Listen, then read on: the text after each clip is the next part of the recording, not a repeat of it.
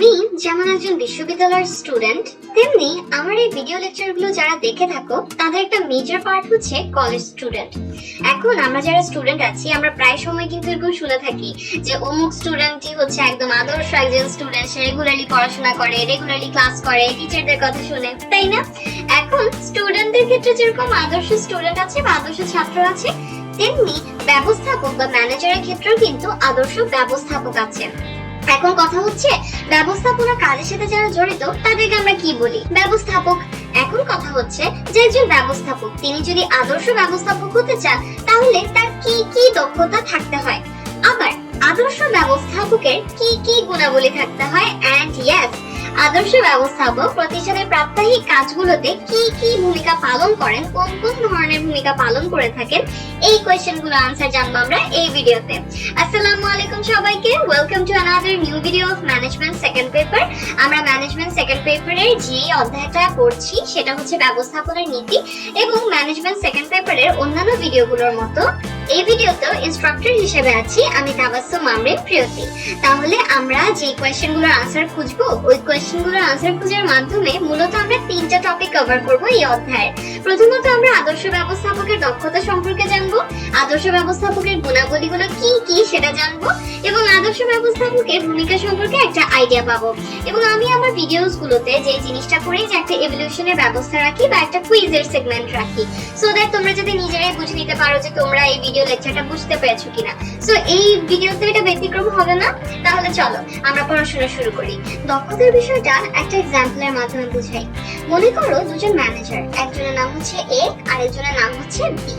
এখন এ নামক যে ম্যানেজার সে অধস্তনদের সাথে একটু বেশি রুড হয়ে যায় মাঝে মধ্যে, কিন্তু দেখা যায় তার অধীনস্থ যে বিভাগ সেটা ঠিকই প্রত্যাশিত মুনাফা অর্জন করছে।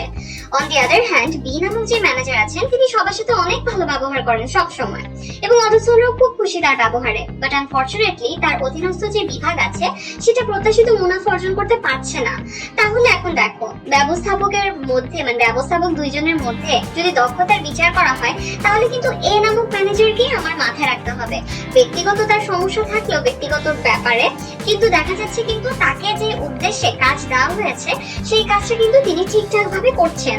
তাহলে যাকে যে উদ্দেশ্যে যে কাজ দেওয়া হয়েছে সে সেটা ঠিকভাবে করতে পারছে কিনা এই জিনিসটার উপরে কিন্তু কার্যদক্ষতা ডিপেন্ড করে থাকে। এখন আমরা পড়ছি কি আদর্শ ব্যবস্থাপকের দক্ষতার বিষয়। দক্ষতা এটা ডেফিনেশনটা কি? সঠিক সময়ে সঠিকভাবে এবং কম টাকা খরচ করে প্রয়োজনীয় কাজ করতে পারার যে সামর্থ্য সেটাকে কিন্তু দক্ষতা বলা হয়ে থাকে। এখন ব্যবস্থাপকের দক্ষতা বলতে বোঝায় একজন ব্যবস্থাপক তিনি কোন কাজের সাথে জড়িত বলতো? ব্যবস্থাপনা সংশ্লিষ্ট কাজের সাথে জড়িত, তাকেই তো আমরা ব্যবস্থাপক বলি, তাই না? যে ব্যবস্থাপনা সংশ্লিষ্ট কাজের সাথে জড়িত থাকে। তো এই জিনিসটা তো আমরা এখন ফার্স্ট চ্যাপ্টারে পড়ে এসেছি। এখন ব্যবস্থাপকের দক্ষতা বলতে একজন ব্যবস্থাপকের ব্যবস্থাপনা সংশ্লিষ্ট কাজগুলো সঠিকভাবে এবং সঠিক সময়ে যোগ্যতার সাথে এবং স্বল্প ব্যয় অর্থাৎ কম টাকা খরচ করে সম্পাদন করা বা কমপ্লিট করার যে সামর্থ্য সেটাকেই কিন্তু বোঝায় ব্যবস্থাপকের দক্ষতা বলতে। এখন একজন ব্যবস্থাপক তার কি কি দক্ষতা থাকা দরকার? একদম ফার্স্টে যে কোয়েশ্চেনটা হয়েছিল যে আদর্শ ব্যবস্থাপকের কি কি দক্ষতা থাকা দরকার সেটাই আমরা হচ্ছে এখন জানবো। এখন তাহলে চলো শুরু করা যাক যে কি কি দক্ষতা থাকা লাগবে। প্রথম হচ্ছে কারিগরি দক্ষতা, যেটাকে ইংলিশে বলা হয় টেকনিক্যাল স্কিল। আচ্ছা, আমি যে তোমাদেরকে পড়াচ্ছি আমারও কিন্তু এই ক্ষেত্রে জানার দরকার পড়েছে যে আমার মানে স্ক্রিন কাস্টিং আমি কিভাবে করব, কিভাবে পড়াবো, এই রিলেটেড বিষয় আসে। এখন আমি তো অলরেডি জানি স্ক্রিন কাস্টিং করে কিভাবে লেকচারটা রেকর্ড করতে হয়। এখন যে জানে না তার কি আমার থেকে বেশি সময় লাগবে না এই কাজটা করতে, এই আমার সেম কাজটা করতে? তাহলে এখানে কিন্তু পার্থক্য হচ্ছে কারিগরি দক্ষতার। তো কারিগরি দক্ষতা বলেটা কাকে? প্রত্যেকটা কাজ কমপ্লিট করতে যে পদ্ধতি, যে টেকনিক, যে যন্ত্রপাতি ব্যবহৃত হয় সেটা ঠিকঠাক ভাবে ব্যবহার করতে পারাই হচ্ছে কারিগরি দক্ষতা হিসেবে গণ্য। যেমন একজন যে স্ক্রিন কাস্টিং এর কাজটা পারে না, আর আমি হচ্ছে স্ক্রিন কাস্টিং এর এই কাজটা করে এখন ভিডিও লেকচারটা তৈরি করতে পারি। এখন কথা হচ্ছে যে পারে না সে আমার থেকে বেশি টাইম নিবে, তো তার থেকে আমার কিন্তু এই কারিগরি দক্ষতাটা বেশি। আমাদের দুজনের পার্থক্য কিন্তু এই কারিগরি দক্ষতার দিক থেকেই। তো কোনো একটা যন্ত্রপাতি ব্যবহারের জ্ঞান যেমন কারিগরি দক্ষতা, তেমনি কোম্পানি হিসাব সংরক্ষণ করা, ব্যালেন্স শিট তৈরি করা, হিসাব নিরীক্ষার জ্ঞানও কিন্তু কারিগরি দক্ষতার মধ্যেই পড়ে। তাহলে একজন ব্যবস্থাপক সে যদি আদর্শ ব্যবস্থাপক হতে চায় তাহলে তার কিন্তু কারিগরি দক্ষতা থাকা লাগে। অর্থাৎ তার ব্যবস্থাপনা সংশ্লিষ্ট কাজ করতে গিয়ে যে পদ্ধতি, যে কৌশল কৌশল বা যন্ত্রপাতি ব্যবহার করতে পারার দরকার, সেই সঠিকভাবে ব্যবহার করতে পারাটা তার কিন্তু দরকার পড়ে, এবং এটাকেই বলা হয় কারিগরি দক্ষতা। নেক্সট হচ্ছে মানবীয় বা আন্তঃব্যক্তিক দক্ষতা, যেটাকে ইংলিশে বলা হয় হিউম্যান অর ইন্টারপার্সোনাল স্কিল। মানুষের সাথে মিশতে পারার এবং মানুষকে উদ্বুদ্ধ ও উৎসাহিত করে অর্থাৎ মোটিভেট করে তার কাছ থেকে কাজ আদায় করতে পারার দক্ষতাকেই বলা হয় মানবীয় বা আন্তঃব্যক্তিক দক্ষতা। এখন আমরা একদম ফার্স্ট চ্যাপ্টারে পড়েছিলাম ব্যবস্থাপনা হচ্ছে অন্যকে দিয়ে কাজ করিয়ে নেওয়ার কৌশল। এখন তুমি অন্যকে দিয়ে মনে করো তুমি একজন ম্যানেজার, তুমি অন্য কাউকে দিয়ে কাজ করিয়ে নিতে চাচ্ছ, তাহলে সেই সময় যদি তুমি তাকে উৎসাহিত করতে না পারো, সে যদি কাজ করতে ইন্টারেস্টেড ফিল নাই করে, তাহলে কি তোমার সেই উদ্দেশ্যটা সফল হবে? অবশ্যই কিন্তু না। তাহলে মানুষের সাথে মিশতে পারার সেই দক্ষতাটাও থাকতে হয় একজন ব্যবস্থাপকের, একজন আদর্শ ব্যবস্থাপকের, এবং মানুষকে উদ্বুদ্ধ ও উৎসাহিত করে কাজ আদায় করতে কিন্তু তার পারতে হয়। এই ক্ষেত্রে করতে হয় কি, ব্যক্তি বা যারা কাজ করছে বা দলকে বুঝে সেইভাবে তাদের সাথে কমিউনিকেশন করতে হয়, এবং ম্যানেজার চেষ্টা চালাবে অবশ্যই যাতে তাদের সাপোর্টটা সে পেতে পারে, এবং সেই সাথে তাদেরকে উৎসাহিত করার সামর্থ্য অর্জন করারও কিন্তু চেষ্টা করতে হবে ব্যবস্থাপকের। আর আমরা যদি ম্যানেজারের কথা চিন্তা করি, সে তো তার কিন্তু প্রতিষ্ঠানের অভ্যন্তরীণ বাহ্যিক বিভিন্ন পক্ষের সাথে যোগাযোগ করতে হয়, তারপর অন্যকে দিয়ে কাজ করিয়ে নিতে হয়, যেহেতু ব্যবস্থাপনা মানেই অন্যকে দিয়ে কাজ করিয়ে নেওয়ার কৌশল। সো অবশ্যই কিন্তু এই ক্ষেত্রে মানবীয় দক্ষতাটা খুবই খুবই ইম্পর্টেন্ট। তাহলে এটাও হচ্ছে আদর্শ ব্যবস্থাপকের আরেকটা দক্ষতা। এখন নেক্সট যদি আমরা আদর্শ ব্যবস্থাপকের আরো কিছু দক্ষতার কথা বলতে চাই, তাহলে নেক্সট যে দক্ষতাটা আমরা এখন জানবো সেটা হচ্ছে ধারণাগত বা কল্পনা সংক্রান্ত দক্ষতা, যেটাকে ইংলিশে বলা হয় কনসেপচুয়াল স্কিল। তাহলে কনসেপচুয়াল স্কিল কাকে বলে? ভবিষ্যৎ অবস্থা বা ভবিষ্যতে সিচুয়েশন কি হতে পারে সেটা আগে থেকেই ধারণা করতে পারা যে সামর্থ্য, সেটাকে কিন্তু বলা হয় ব্যবস্থাপকের কল্পনা সংক্রান্ত দক্ষতা। একজন ম্যানেজার তার কিন্তু আমরা যদি মনে করে থাকি, একটু মনে করার চেষ্টা করি যে ব্যবস্থাপনা প্রক্রিয়ার প্রথম কাজটা কি, সেটা কিন্তু পরিকল্পনা করা। এখন প্ল্যানিং করার টাইমে কিন্তু এটা মাথায় রাখতে হবে যে আমি যখন এই প্ল্যানিংটা বাস্তবায়ন করব, তখন কি কি সিচুয়েশনের মধ্য দিয়ে আমার যেতে হবে, এবং যে বাধা বিপত্তিগুলো আছে সেগুলো আমি কিভাবে সলভ করব, এই জিনিসগুলো কিন্তু তখন প্ল্যানিং করার টাইমে মাথায় রাখতে হয়। এখন একজন আদর্শ ব্যবস্থাপকের যদি ধারণাগত বা কল্পনা সংক্রান্ত দক্ষতা না থাকে, তখন সে বুঝে উঠতে পারে না যে ফিউচারে কি ধরনের সিচুয়েশন তার ফেস করা লাগবে, সে কিভাবে এগুলো ডিল করবে, এই জিনিসগুলো কিন্তু সে বুঝে উঠতে পারে না। তাই একজন ব্যবস্থাপকের ধারণাগত বা কল্পনা সংক্রান্ত দক্ষতা কিন্তু থাকাটা জরুরি, কেননা ফিউচারে কি ধরনের সিচুয়েশন হবে সেইটার উপর ডিপেন্ড করে তার প্ল্যানিং করতে হয়, ডিসিশন নিতে হয়।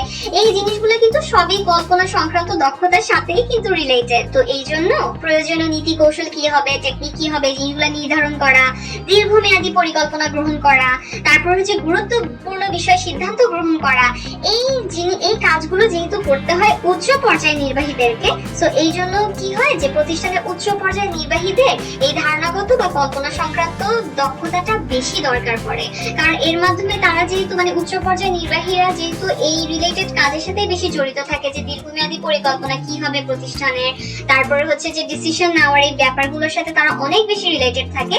আর এই জিনিসগুলা কিন্তু ধারণাগত বা কল্পনা সংক্রান্ত দক্ষতার উপর ডিপেন্ডেন্ট যে কতটা ইফেক্টিভ ভাবে এগুলো তৈরি করা হবে।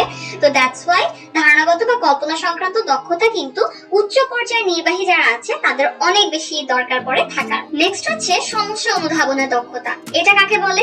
এখানে লেখাই আছে যেটা যে কোনো সমস্যা এবং ওই সমস্যা কি ধরনের, ওই সমস্যার প্রকৃতিটা দ্রুত আঁচ করতে পারার সামর্থ্যকে সমস্যা অনুধাবনের দক্ষতা বলে। অর্থাৎ আগে থেকেই কোন একটা সমস্যা ধরো হলো, তো ওই সমস্যার প্রকৃতিটা তাড়াতাড়ি করে ধরে ফেলা বা বুঝে ফেলা, এই জিনিসটার যে স্কিলটা বা এইটা আঁচ করতে পারার যে সামর্থ্য, সেটাকেই বলা হয় সমস্যা অনুধাবনের দক্ষতা।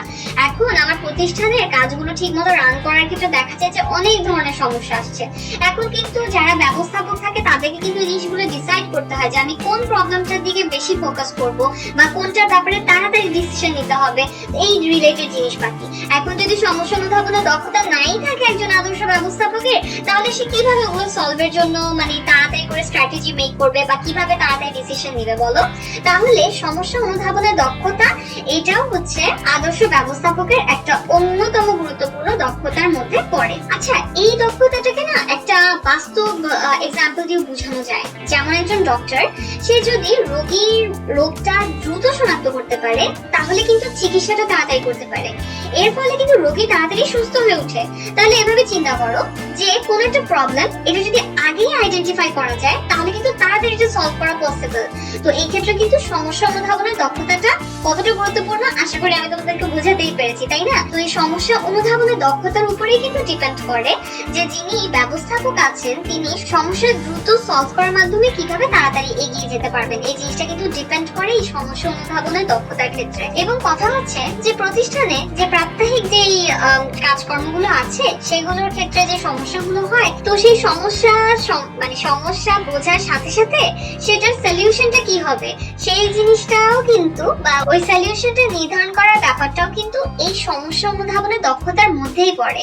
আর প্রতিষ্ঠানে যারা উচ্চ পর্যায়ে এবং মধ্য পর্যায়ে ব্যবস্থাপকরা আছে তাদের জন্য কিন্তু এই ধরনের দক্ষতাটা অনেক বেশি দরকার পড়ে। তাহলে এভাবেই দেখা যাচ্ছে যে আদর্শ ব্যবস্থাপকের বেশ কয়েকটা দক্ষতার কিন্তু দরকার পড়ে। তার কারিগরি দক্ষতার দরকার পড়ে, তারপর টেকনিক্যাল স্কিল যেগুলো, তারপর সেই সাথে মানবীয় বা আন্তঃব্যক্তিক দক্ষতা থাকার দরকার পড়ে, ধারণাগত বা কল্পনা সংক্রান্ত দক্ষতা থাকা দরকার পড়ে এবং সমস্যা অনুধাবনের দক্ষতা থাকা দরকার পড়ে। এখন আমরা না ফার্স্ট চ্যাপ্টার পড়েছিলাম যে ব্যবস্থাপনার পর্যায়গুলো, হ্যাঁ, তো উচ্চ পর্যায়ে ব্যবস্থাপনা, মধ্য পর্যায়ে ব্যবস্থাপনা, নিম্ন পর্যায়ে ব্যবস্থাপনা। তো যদি আমরা দক্ষতার কথা চিন্তা করি তাহলে উচ্চ পর্যায়ে ব্যবস্থাপক যারা থাকেন তাদের হচ্ছে ধারণা বা কল্পনা সংক্রান্ত দক্ষতা অনেক বেশি দরকার পড়ে।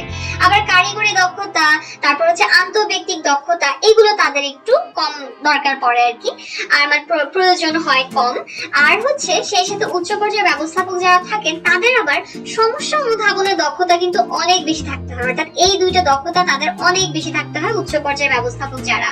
মধ্য পর্যায়ে ব্যবস্থাপকদের সবগুলাই মোটামুটি দরকার পড়ে।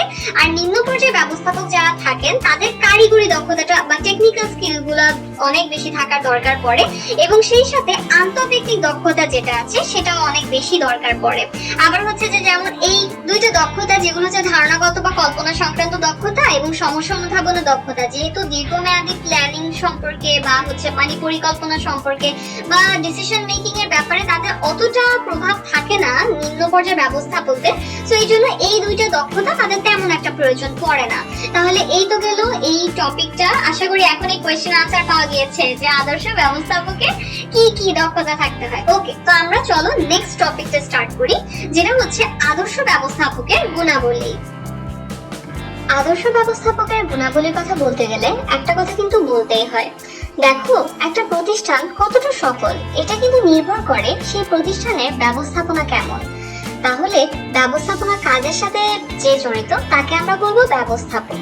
এখন ব্যবস্থাপনা যেটার উপর অনেকাংশে ডিপেন্ড করছে যে প্রতিষ্ঠানের লক্ষ্য অর্জন করা পসিবল হবে কিনা, তো সেই ব্যবস্থাপনার কাজ যে করছে ব্যবস্থাপক তার অবশ্যই কিছু গুণাবলীর অধিকারী কিন্তু হতে হবে যদি সে আদর্শ ব্যবস্থাপক হতে চায়। তাহলে এখন এই গুণাবলীগুলোই জানবো। প্রথমত সাধারণ শিক্ষা ও জ্ঞান। দেখো, আরেকটা জিনিস একটু চিন্তা করো যে আমরা জানি ব্যবস্থাপনার 14টা নীতি, হেনরি ফিওলের 14টা নীতি, ওখানে একটা নীতি হচ্ছে আদেশের ঐক্য নীতি। এখন ওই আদেশের ঐক্য নীতি বলে যে একজন অধস্তনের আদেশকর্তা হবেন একজন মাত্র ব্যক্তি।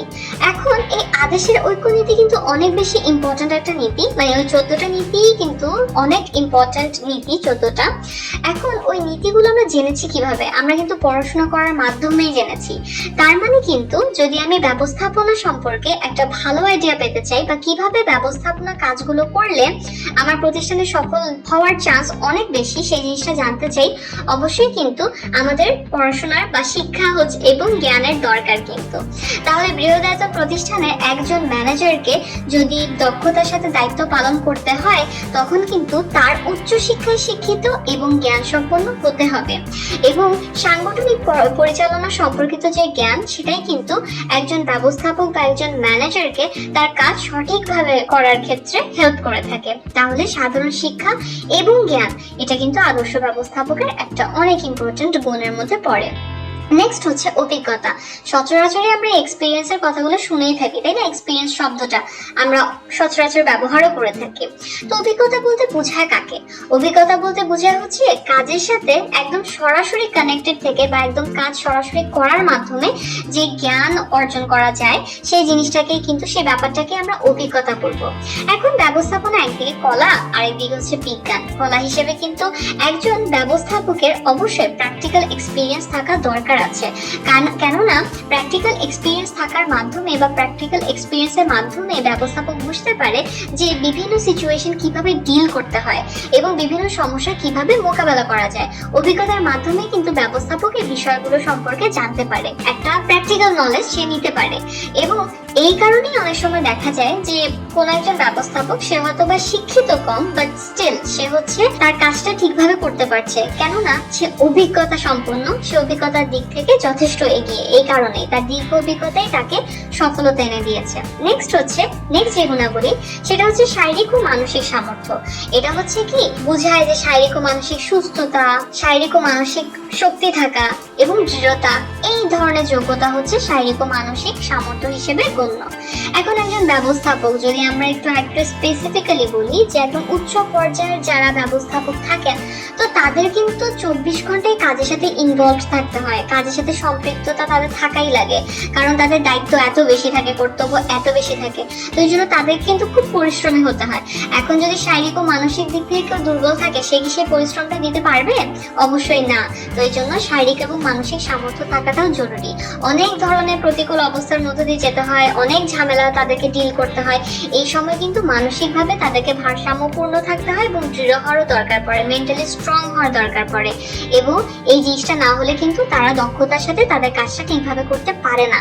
এই জন্য এটাও কিন্তু আদর্শ ব্যবস্থাপকের অন্যতম গুরুত্বপূর্ণ গুণের মধ্যে পড়ে। নেক্সট হচ্ছে আন্তরিকতা ও সংকল্পবদ্ধতা। আন্তরিকতা বলতে বোঝায় কি কোন একটা কাজের প্রতি শ্রদ্ধাশীল থাকা, তারপর হচ্ছে কর্তব্যের প্রতি দায়িত্বশীল থাকা, একাগ্র থাকা, মনোযোগী হওয়া, এই ব্যাপারগুলো হচ্ছে আন্তরিকতার মধ্যে পড়ে। এখন একজন ব্যবস্থাপক সে যদি তার কর্তব্যের প্রতি তেমন একটা আন্তরিক না থাকে, কাজের প্রতি আন্তরিক না থাকে, তার কাজের সাথে সে ওরকম কানেক্টেডই না, তাহলে কি সে কোনোদিন আদর্শ ব্যবস্থাপক হতে পারবে? তাহলে কিন্তু এটা পসিবল না। আবার সংকল্পবদ্ধতা, যেটাকে ইংলিশে বলা হয় ডিটারমিনেশন, যদি ডিটারমিনেশনই না থাকে, তার কাজের প্রতি তার কোনো সংকল্পবদ্ধতাই না থাকে যে আমি এই কাজটা ঠিকভাবে করবই, এই ধরনের মেন্টালিটি না থাকে, তখন না দেখা যায় যে সে আদর্শ ব্যবস্থাপক কোনোদিনও হতে পারে না। এই জন্য এই গুণগুলা এতটাই ইম্পর্টেন্ট যে অনেক সময় অন্যান্য গুণের থেকে একটু পিছিয়ে থাকলেও এই আন্তরিকতা এবং সংকল্পবদ্ধতার মাধ্যমে দেখা যায় একজন ব্যবস্থাপক আদর্শ ব্যবস্থাপক হয়ে উঠেছে। নেক্সট হচ্ছে যোগাযোগ দক্ষতা। এখন ব্যবস্থাপনা মানেই হচ্ছে অন্যকে দিয়ে কাজ করিয়ে নেওয়ার কৌশল। এখন সেই ক্ষেত্রে যদি অন্যদের সাথে আমার কমিউনিকেশনই না থাকে, তাহলে কি আমি আমার ব্যবস্থাপনার কাজটা ঠিকভাবে করতে পারবো?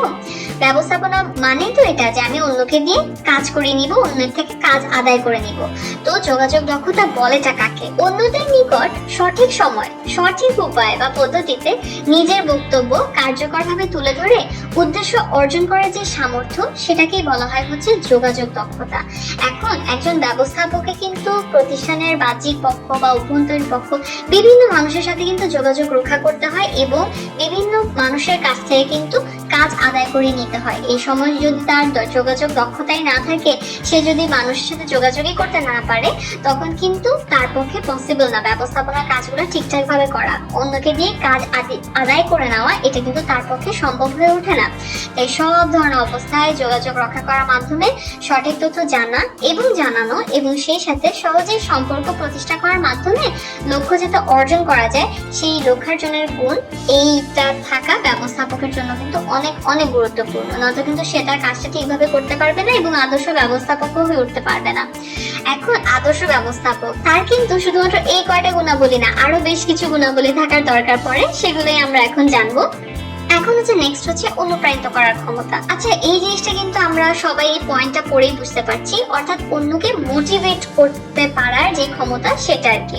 এখন অনুপ্রাণিত করা বলতেই বোঝায় অন্যদেরকে উৎসাহিত করা, অন্যদেরকে কাজের প্রতি মোটিভেট করা, তারপর অন্যের মধ্যে শক্তি সঞ্চারিত করা, এই জিনিসগুলোই কিন্তু বোঝায়, যাতে করে মানুষ মোটিভেটেড হয়ে কাজ করে। এখন ব্যবস্থাপনার কাজই হচ্ছে অন্যকে দিয়ে কাজ সম্পাদন করা, এটা অনেকবারই বলে ফেলেছি ইতোমধ্যে। তো এই কাজটা করতে গিয়ে মানুষের মধ্যে মোটিভেশনটা জাগানো বা মানুষকে অনুপ্রাণিত করাটা কিন্তু খুব ইম্পর্টেন্ট। নয়তো যদি কর্মীরা কাজের প্রতি ইন্টারেস্টই ফিল না করে, যদি তারা ইন্টারেস্টেড না হয় কাজের প্রতি, তখন কিন্তু ব্যবস্থাপক তার উদ্দেশ্য অর্জন করতে পারে না এবং আলটিমেটলি প্রতিষ্ঠানে ক্ষতিগ্রস্ত হয়। তো এই জন্য অন্যদেরকে কাজের প্রতি ইন্টারেস্টেড ফিল করানো বা অনুপ্রাণিত করা, এই জিনিসটাও কিন্তু ব্যবস্থাপকের একটা অন্যতম গুণ। নেক্সট হচ্ছে প্রজ্ঞা বা দূরদর্শী। এটা মানে হচ্ছে কি, বিশেষ জ্ঞান দ্বারা ভবিষ্যৎকে উপলব্ধি করতে পারা বা ভবিষ্যৎকে বুঝতে পারার সামর্থ্যকেই বলা হয় হচ্ছে প্রজ্ঞা বা দূরদর্শী। এখন একজন ব্যবস্থাপক সবসময় কিন্তু তাকে ফিউচারে কি ধরনের সিচুয়েশন হতে পারে এই জিনিসটা মাথায় রেখে ডিসিশন নিতে হয়, এবং প্রেজেন্ট সিচুয়েশন বা আশেপাশের বিভিন্ন বিষয় যদি সে ঠিকভাবে বুঝতে না পারে এবং এই জিনিসগুলো বিবেচনা করে যদি সে ভবিষ্যৎ সম্পর্কে একটা সঠিক অনুমান না করতে পারে, তার মধ্যে যদি দূরদর্শিতা না থাকে, তখন কিন্তু সে কার্যকর পরিকল্পনা নিয়ে এগিয়ে যেতে পারে না এবং এর ফলেই কিন্তু দেখা যায় যে সে তার কাজটাও ঠিক মতো করতে পারছে না। একজন দূরদর্শী প্রজ্ঞাবান ব্যক্তি কিন্তু অবশ্যই ব্যবস্থাপক হিসেবেও, একজন আদর্শ ব্যবস্থাপক হিসেবেও কিন্তু নিজেকে প্রতিষ্ঠা করতে পারে তার এই প্রজ্ঞা বা দূরদর্শী এই গুণটার মাধ্যমে। নেক্সট যে গুণটা পড়বো সেটা হচ্ছে তীক্ষ্ণ বুদ্ধিমত্তা। বোধ শক্তি, বিচার শক্তি, জ্ঞান, মেধা শক্তি, এই সবগুলোকে কিন্তু, এই সবগুলো সম্মিলিত রূপকে কিন্তু, মানে একত্রিত রূপকে কিন্তু বুদ্ধিমত্তা বলে। এখন একজন ব্যবস্থাপক তাকে কিন্তু সকল অবস্থায় সঠিক সিদ্ধান্ত নিয়ে সামনে এগিয়ে যেতে হয় এবং এই ক্ষেত্রে তার কিন্তু তীক্ষ্ণ বুদ্ধিমত্তা থাকাটা খুব খুব ইম্পর্টেন্ট। যদি সে তীক্ষ্ণ বুদ্ধিমত্তার অধিকারী না হয়, তখন কিন্তু দেখা যায় কি যে সে সব সিচুয়েশন ঠিকভাবে ডিল করতে পারছে না, হ্যান্ডেল করতে পারছে না, তখন আলটিমেটলি কিন্তু সে তার কাজটা ঠিকভাবে করতে পারে না। সকল পক্ষের সাথে ভালো সম্পর্ক বজায় রেখে দ্রুত লক্ষ্যে যেন পৌঁছানো যায়, এই ক্ষেত্রে কিন্তু ব্যবস্থাপককে অবশ্যই তীক্ষ্ণ বুদ্ধিমত্তা সম্পন্ন হতে হয় এবং এটাও কিন্তু তার অন্যতম একটা গুণ। নেক্সট হচ্ছে সাহসিকতা। এখন যে কোনো পরিস্থিতিতে ভয় না পেয়ে বুদ্ধিমত্তার সাথে সামনে এগিয়ে যাওয়ার যে গুণ, সেটাই হচ্ছে সাহসিকতা, ঠিক আছে, কারেজ। এখন ব্যবসার ক্ষেত্রে কিন্তু ঝুঁকি সবসময় জড়িত, অর্থাৎ আমি যখনই কোনো একটা নতুন উদ্যোগ নিব, যখনই আমি একটা নতুন পরিকল্পনা গ্রহণ করব, এখানে কিন্তু ঝুঁকি থাকবেই, অনিশ্চয়তা থাকবেই। তো এরপরেও কিন্তু সবসময় নানা ধরনের প্রবলেম থাকা সত্ত্বেও কিন্তু এই সব কিছুকে সাহসিকতার সাথে মোকাবেলা করতে হয় একজন ব্যবস্থাপকের। এবং ব্যবস্থাপক যদি সাহসের সাথে এগুলোকে ডিল না করে, এগুলোকে মোকাবেলা না করে, সবকিছুতে ভয় পায়, তাহলে কিন্তু সে তার লক্ষ্য অর্জন করতে পারে না, তার কাজ ঠিকভাবে করতে পারে না এবং আদর্শ ব্যবস্থাপকও হয়ে উঠতে পারে না। তা আদর্শ ব্যবস্থাপকের এটা অন্যতম একটা গুরুত্বপূর্ণ গুণাবলী। আর লাস্ট যেই গুণাবলীটা পড়বো সেটা হচ্ছে সংযত ব্যক্তিত্ব। এটা মানে কি, চিন্তা, কথা, কাজ, আচরণ, এই সকল ক্ষেত্রে কোন একজন ব্যক্তি যদি ভদ্র হয়, মার্জিত হয়, বিনয়ী হয়, সে যদি আত্মসম্মান বোধ সম্পন্ন হয়, তাহলে এই সকল গুণের জন্য অন্যের নিকট ওই ব্যক্তির যে একটা আকর্ষণীয় রূপের প্রকাশ ঘটে, সেটাকেই বলা হয় ব্যক্তিত্ব। এখন প্রতিষ্ঠানে নানান রকম মানুষ কাজ করে এবং বিচিত্র পরিবেশও কিন্তু প্রতিষ্ঠানে দেখা যায়। তো এখন এই সব কিছুর মধ্যে সব দিক হচ্ছে ব্যালেন্স করে যদি চলতে হয়, তাহলে ব্যবস্থাপক কিন্তু অবশ্যই একটা আকর্ষণীয় ব্যক্তিত্বের অধিকারী হতে হয়।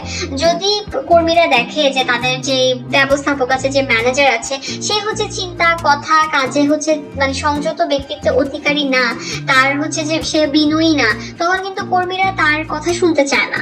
তো এই জন্য অবশ্যই একটা ভালো আকর্ষণীয় ব্যক্তিত্ব সম্পন্ন, সংযত ব্যক্তিত্ব সম্পন্ন ব্যবস্থাপক কিন্তু তার এই সংযত ব্যক্তিত্ব, এই গুণটার কারণে একজন আদর্শ ব্যবস্থাপক হয়ে উঠতে পারে এবং অন্যদের নিকটও নিজেকে আকর্ষণীয়ভাবে তুলে ধরতে পারে। তাহলে এই ছিল আদর্শ ব্যবস্থাপকের গুণাবলী কি কি হতে হয়, এটার অ্যান্সার। আশা করি আমি এই গুণাবলীগুলো তোমাদেরকে বোঝাতে পেরেছি যে একজন ম্যানেজারে থাকা অনেক বেশি ইম্পর্টেন্ট আদর্শ ব্যবস্থাপক হওয়ার ক্ষেত্রে, যাতে করে সে তার কাজটা ঠিকভাবে করতে পারে। তাহলে আমরা লাস্ট যে অংশটা পড়বো এই ভিডিওতে, যে লাস্ট যে টপিকটা পড়বো সেটা হচ্ছে আদর্শ ব্যবস্থাপকের ভূমিকা সম্পর্কে। যে কোনো প্রতিষ্ঠানে কিন্তু ব্যবস্থাপকের ভূমিকা অনস্বীকার্য, অর্থাৎ অনেক বেশি গুরুত্বপূর্ণ এবং এই জিনিসটাকে আমরা কোনোভাবেই ইগনোর বা ডিনাই করতে পারবো না। যে ব্যবস্থাপকের ভূমিকা যে অনেক বেশি প্রতিষ্ঠানের কাজগুলো স্মুথলি করার ক্ষেত্রে এবং লক্ষ্য অর্জনের ক্ষেত্রে। একজন ব্যবস্থাপক যিনি ব্যবস্থাপনা কার্যে নিয়োজিত, তিনি কি চেষ্টা করেন? তিনি চেষ্টা করেন প্রতিষ্ঠান যে উপকরণাদি আছে সেগুলোকে সুষ্ঠুভাবে ব্যবহার করার মাধ্যমে প্রতিষ্ঠান যেন লক্ষ্য অর্জন করতে পারে সেই বিষয়টা। এখন সেই জন্য পরিকল্পনা প্রণয়ন করা, সংগঠন, ব্যবস্থাপনা প্রক্রিয়ার বাকি কাজগুলো আর কি, সেই সব কিছু কিন্তু ব্যবস্থাপকের করতে হয়। এবং ব্যবস্থাপক সব সময়, অর্থাৎ ম্যানেজার যিনি, তিনি সব সময় চেষ্টা করেন যেন সীমিত সময়ের মধ্যে কম শক্তি এবং কম অর্থ ব্যয় করে প্রতিষ্ঠানে যে উপকরণাদি আছে সেগুলো কার্যকরভাবে ব্যবহার করার মাধ্যমে যেন প্রতিষ্ঠান লক্ষ্য অর্জন করতে পারে সেই জিনিসটা কিন্তু তিনি সব সময় চেষ্টা করতে থাকেন।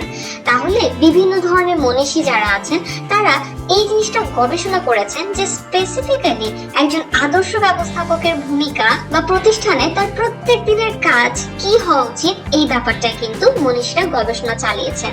এবং এই গবেষণার ফলই হচ্ছে যে গবেষণার মাধ্যমে কিন্তু তারা নির্ণয় করেছেন, বের করেছেন যে একজন ব্যবস্থাপক প্রতিদিন 3 ধরনের ভূমিকা হচ্ছে যে মেইনলি পালন করে থাকেন। তাহলে কি সে ভূমিকাগুলো, সেটা এখন আমরা জানবো। প্রথমে আসা যাক আন্তঃব্যক্তিক ভূমিকা। আন্তঃব্যক্তিক ভূমিকা, যেটাকে ইংলিশে বলে ইন্টারপার্সোনাল রোলস, এটা কাকে বলে? অন্যের সাথে কথা বলা এবং আলাপ আলোচনা করার কাজকেই বলা হয় একজন ব্যবস্থাপকের আন্তঃব্যক্তিক ভূমিকা। এটা মানে কি? এখন দেখো, একজন ব্যবস্থাপক তিনি একদম ঘুম থেকে ওঠার পর থেকে অফিসে যাওয়া, তারপরে হচ্ছে যে অফিসে ঢোকা থেকে শুরু করে একদম অফিস থেকে বেরিয়ে আসা পর্যন্ত, ইভেন ঘুমাতে যাওয়ার পূর্ব পর্যন্ত অনেক সময় দেখা যায় প্রতিষ্ঠানের ভিতরের এবং বাইরের বিভিন্ন পক্ষের সাথে তাকে কিন্তু যোগাযোগ রাখতে হয়, বিভিন্ন ব্যক্তির সাথে কথা বলতে হয়, তাদেরকে পরামর্শ দিতে হয়, তারপরে হচ্ছে যে প্রতিষ্ঠান যারা কাজ করছে তারা যাতে তার কথা মতো কাজ করে, তার কথাগুলো শুনে, সেই জন্য কিন্তু তাকে চেষ্টা করতে হয়। সেই সাথে ঊর্ধ্বতন কর্তৃপক্ষ যারা আছে তাদের সাথেও কিন্তু ব্যবস্থাপকের যোগাযোগ রক্ষা করতে হয়, তাদেরও পরামর্শ গ্রহণ করতে হয়। এবং হ্যাঁ, অধস্তনদেরকে নিয়ে কিন্তু মাঝে মধ্যে তাকে মিটিংও করতে হয়।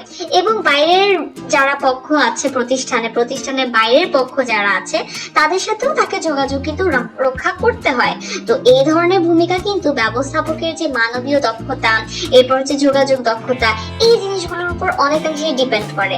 এখন এই ধরনের সিচুয়েশন চিন্তা করো যে একজন ব্যবস্থাপক এখন যেখানে তাকে এত বেশি মানুষের সাথে, এতগুলো পক্ষের সাথে যোগাযোগ রক্ষা করতে হচ্ছে, সেখানে যদি ব্যবস্থাপক এরকম হন যে তিনি হচ্ছে কথা বলতে এরকম ইন্টারেস্টেড না কারোর সাথে, তিনি খুব বিরক্ত বোধ করেন, খুবই নিরুৎসাহ বোধ করেন অন্যের সাথে কথা বলতে, তাহলে কিন্তু তিনি অন্যের সাথে, অন্য পক্ষগুলোর সাথে বা অন্য মানুষদের সাথে কিন্তু যোগাযোগ রক্ষা করতে পারবেন না। এতে করে কিন্তু তার পক্ষে এই আন্তঃব্যক্তিক ভূমিকা পালন করা সম্ভব হবে না এবং দিন শেষে দেখা যাবে যে প্রতিষ্ঠানের যে কাজগুলো সেগুলো ঠিকভাবে করা যাবে না। কারণ ব্যবস্থাপকের উপরেই কিন্তু এই গুরু দায়িত্ব বর্তায় যে প্রতিষ্ঠান যে উপকরণাদি সেগুলোকে কার্যকরভাবে ব্যবহার করার মাধ্যমে প্রতিষ্ঠান যেন লক্ষ্য অর্জন করতে পারে সেটা নিশ্চিত করা। তো এখন যদি ব্যবস্থাপক এই ক্ষেত্রে, এই কাজগুলো করার ক্ষেত্রে যেটা খুব বেশি ইম্পর্টেন্ট, অনেকগুলো পক্ষের সাথে যোগাযোগ রক্ষা করা, সেই কাজটাই ঠিকভাবে না করতে পারে, আন্তঃব্যক্তিক ভূমিকায় পালন করতে না পারে, তখন কিন্তু ব্যবস্থাপক তার কাজ ঠিকভাবে করতে পারছে না এবং এতে করে প্রতিষ্ঠানই ক্ষতিগ্রস্ত হয়। নেক্সট হচ্ছে তথ্য সংশ্লিষ্ট ভূমিকা। এটা কাকে বলে? প্রত্যেকদিন তথ্য সংগ্রহ এবং তথ্য প্রদান সংক্রান্ত ব্যবস্থাপকের যে কাজ সেটাকেই তথ্য সংশ্লিষ্ট ভূমিকা বলে। এটা হচ্ছে আদর্শ ব্যবস্থাপকের আরেকটা ভূমিকা যেটা সে প্রতিদিনই পালন করে থাকে প্রায়। এখন বর্তমান বিশ্বের যুগ হচ্ছে তথ্যের যুগ, যার কাছে যত বেশি ইনফরমেশন, যত সঠিক ইনফরমেশন, যত বেশি ইনফরমেশন, তত বেশি হচ্ছে যে সে এগিয়ে থাকবে। এখন একজন ম্যানেজার বা একজন ব্যবস্থাপক তাকেও কিন্তু বিভিন্ন ধরনের তথ্য সংগ্রহ করতে হয়। তাকে এই বিষয়ে তথ্য সংগ্রহ করতে হয় যে সবাই ঠিকভাবে কাজ করছে কিনা, উৎপাদন ঠিক মতো হচ্ছে কিনা, কোনো সমস্যা হয়েছে কিনা, সমস্যা থাকলে কেন হয়েছে, এটার সলিউশন কি, এই বিভিন্ন বিষয়ে কিন্তু তার তথ্য সংগ্রহ করতে হয়। তারপর কাঁচামাল আসলো কিনা, তারপর হচ্ছে কাস্টমার কি চাচ্ছে, ঠিক মতো বিক্রয় হচ্ছে কিনা পণ্য, ইত্যাদি নানান ধরনের তথ্য কিন্তু তার কাছে থাকতে হয়।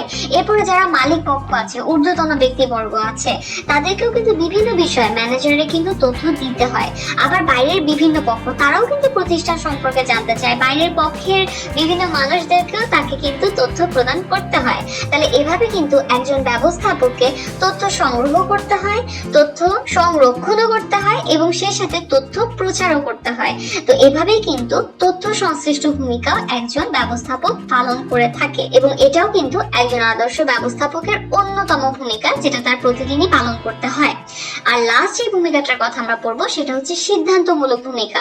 প্রাত্যহিক বিভিন্ন সমস্যা সমাধানে অর্থাৎ রেগুলারলি বিভিন্ন ধরনের সমস্যা সমাধানে করণীয় কি এটা নির্ধারণের কাজ করাকেই বলা হয় ব্যবস্থাপকের সিদ্ধান্তমূলক ভূমিকা।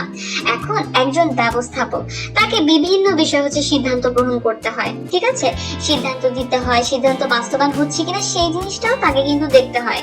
এবং ঊর্ধ্বতনরা যে সিদ্ধান্ত গ্রহণ করে সেই সিদ্ধান্ত কিন্তু গ্রহণের কাজে তাকে হেল্প করতে হয়, ওই বিষয়ে তাকে সম্পৃক্ত থাকতে হয়। এবং এই সবকিছুই কিন্তু একজন আদর্শ ব্যবস্থাপকের বা একজন ব্যবস্থাপকের কথা যদি বলি, এটা কিন্তু তার প্রাত্যহিক ভূমিকার মধ্যেই পড়ে। প্রাত্যহিক সিদ্ধান্তমূলক ভূমিকার মধ্যেই কিন্তু ওই জিনিসগুলো পড়ে। মনে করো একজন উৎপাদন ব্যবস্থাপক, সে সকালে গিয়েই শুনলো যে হচ্ছে যে তাদের একটা মেশিন কাজ করছে না। এখন তাড়াতাড়ি তার এই বিষয়ে ডিসিশন নিতে হবে যে তাড়াতাড়ি যেন এই মেশিনটা ঠিক করা যায়, এই জন্য কিন্তু দ্রুত টেকনিশিয়ান আনতে হবে। তো এভাবে কিন্তু তাকে দৈনন্দিন বিভিন্ন বিষয়ে সিদ্ধান্ত গ্রহণ করতে হয়।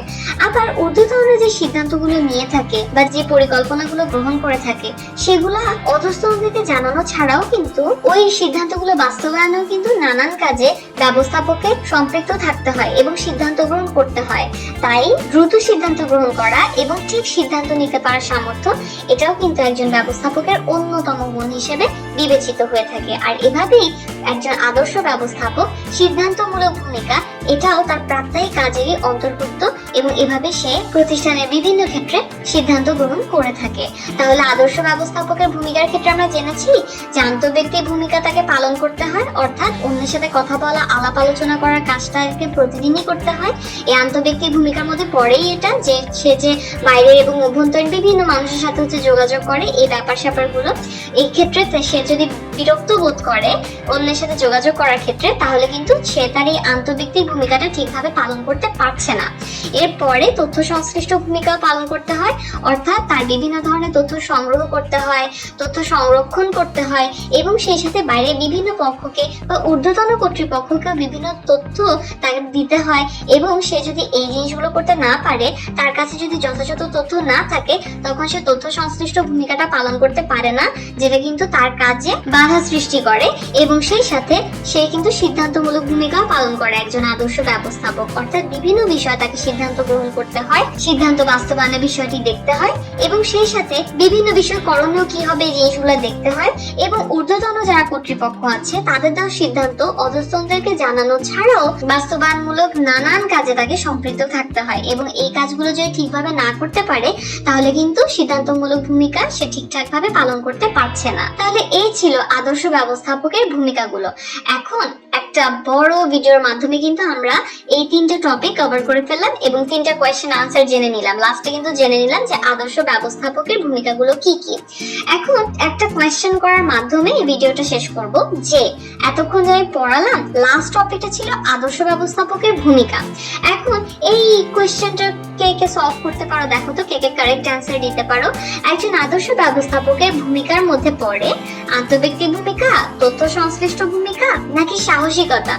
এই তিনটা অপশনের মধ্যে কোন দুইটা বা কোন তিনটা বা কোনটা কারেক্ট অপশন হবে দেখো তো। নিচে যে কোয়েশ্চেনটা আছে যে নিচে কোনটি সঠিক, ক আর খ, অর্থাৎ আন্তঃব্যক্তিক ভূমিকা, তথ্য সংশ্লিষ্ট ভূমিকা হচ্ছে যে আদর্শ ব্যবস্থাপকের ভূমিকার মধ্যে পড়ে, নাকি ক প্লাস গ, নাকি খ প্লাস গ, নাকি ক, মানে তিনটাই ক প্লাস খ প্লাস গ তিনটাই হচ্ছে যে আদর্শ ব্যবস্থাপকের ভূমিকার মধ্যে পড়ে। তাহলে জাস্ট একটু দেখা যে তোমাদের কি এই টপিকটা বোঝা হয়েছে কিনা, এই জন্য খুবই ইজি একটা কোয়েশ্চেন দিয়েছি।